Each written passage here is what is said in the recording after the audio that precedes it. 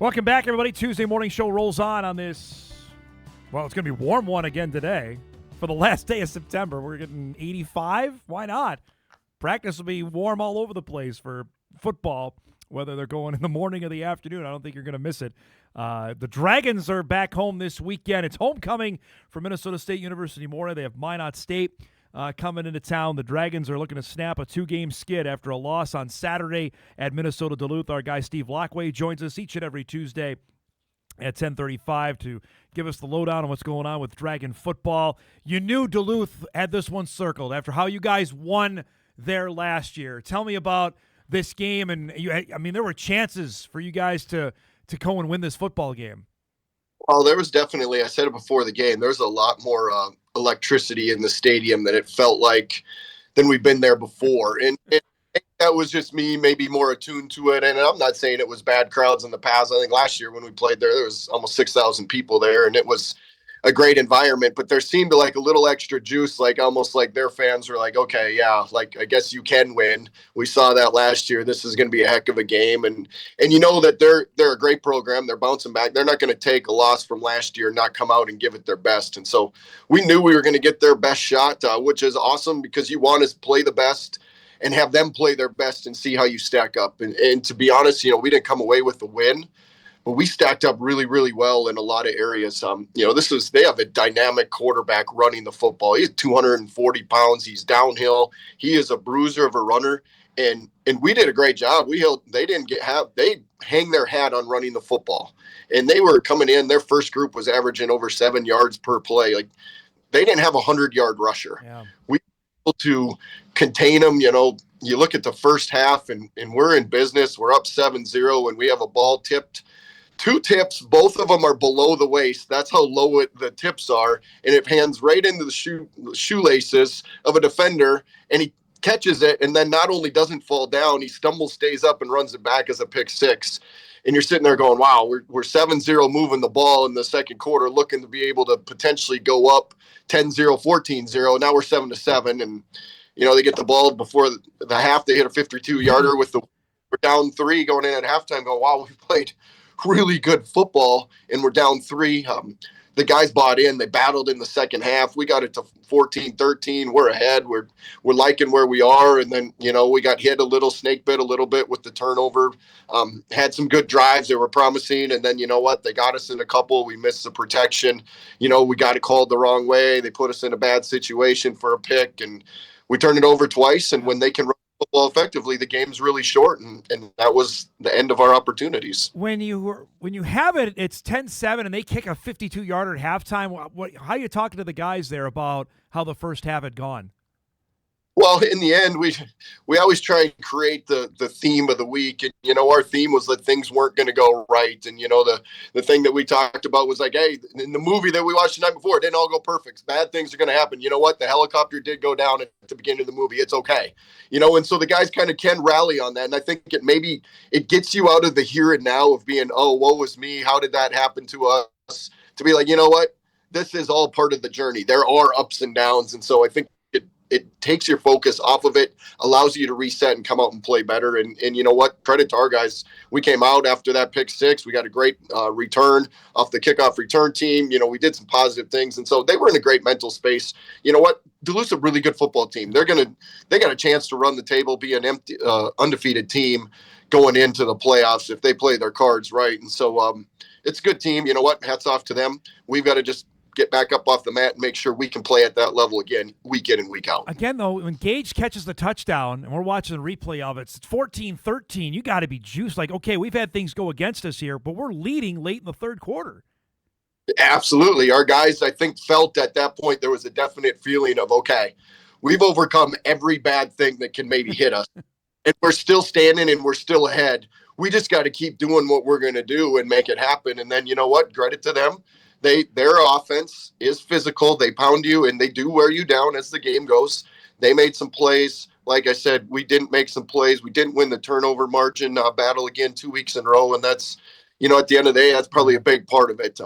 We just got to do a better job of that. And we played good football. We can build on what we did. You had 3 picks with Jack Strand. I know we saw the one. That's a complete fluke that got returned. Are they is he trying to force a ball in on these, Steve, or is these just fluke plays that happen when you throw the ball as much as you guys do? Well, you throw 52 times, there's going to be some flukiness. Definitely the one was a total fluke. Right. The other two, and they I wouldn't say they're flukes. I would say give credit to Duluth. They beat our protections. They got a guy. They gambled. They sent more guys than we had, and you know what? They got a guy in the face, and you know what? We had to make a throw that we couldn't quite step into, and we had to throw it with not as much juice. And their guys, they react to the football. They make a big play.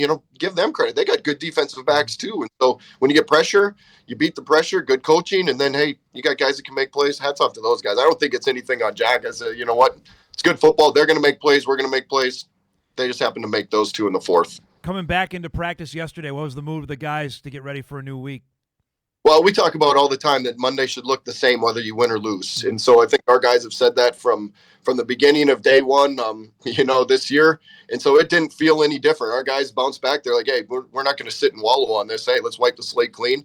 Let's get forward. We have a challenge this week. We have not done good against a triple option type football team. Northern Michigan hangs 40 on us earlier this season, or almost 40. Last year, Minot puts almost 40 on us. Hey, we've got to be better in that. And I talked about life keeps giving you the lesson until you're able to master the skill. And so we've got to master that skill and level up. And so we've got a challenge in front of us. We got to make sure we put a complete game together, because that style of play, not only is it difficult defensively where the challenge has been, offensively, there's very few drives. They're averaging 8 drives a game. So that's a lot different than the 14 that you're playing in a normal game. And so by nature, it makes the game close. But you have to be very productive in the opportunities that you get. How different, is this the opposite ends of the spectrum with how you like to run your offense and how they run theirs? It's A to Z, right? It very is. It's opposite ends of the spectrum, but at the end of the day, it's also very similar styles. Both of us are on the ends of the spectrum, which is different. And so we found ways to win, to be competitive, not being like everybody else. Because if you're going to, I don't know what the exact quote is in Moneyball, but if you're going to think like the Yankees in here, you're going to lose to the Yankees out there. And so we've got to find a different way. And so we've done that in our way. They've done that in their way. And so now it's just kind of a clash of two similar philosophies in the sense of doing it different, but both on different ends of the spectrum. So how different is the triple option in Division II ranks? How many teams are doing this? There can't be many, are there? Not very many, and we faced 2 this year, and so maybe you look at Harding; they've been really successful at the Division II level recently, running it really well, and so there's some that are doing it, and if you do it well, you can be really productive. You look at the old NDSU split bag veer teams from back in the day; well, they were different, and they were successful, and they found a way, and so we've got to play sound football against that. But at the end of the day, you could say, wow, we've got our challenges. Well, they've got their challenges too. They're used to practicing against their offense that threw the football 3 times last week. Well, hey, we're going to probably have the ball thrown 3 times within the first 3 plays. And so they've got to adjust to a lot of different things they're not used to seeing. And so we both have our challenges. We'll see which one comes out on top. So your game last week in Duluth was almost 3.5 hours. You could be done like an hour and a half this week then, right? That's the way it could definitely roll. We're hoping that the game is a little bit longer, which means that, hey, we're doing some things with the football and forcing them things that they want to do, but it could go by real fast. All right, so Saturday will mark game 6. How do you feel? Is that probably the best way to talk to you next week about where you're at as a football team? Because you'll be halfway done after that. Well, yeah, you know what? I think there's been some really good. There's been some bad. I think if you look at it, if you're going to look back, you're like, that Wayne game really, really bites at you. That we didn't play better football, but we didn't. So you know what? Now it is what it is.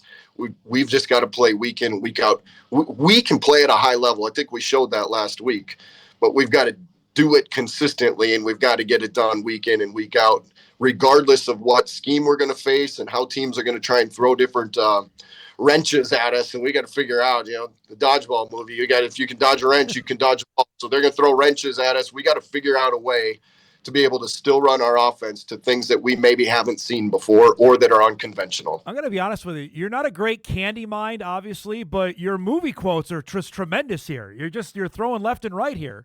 Well, the thing is, we've got it every Friday night. We make a movie, and that's the theme of the week that the guys kind of rally behind, and that's our that's kind of our cry during the game that helps us refocus or whatever, gets us into character, whatever it might be. I love when the guys buy into it. So doing that, you gotta come up with some movies and figure it out. Thank goodness for Chat GPT that can give me a summary on what movies are about and see if it works.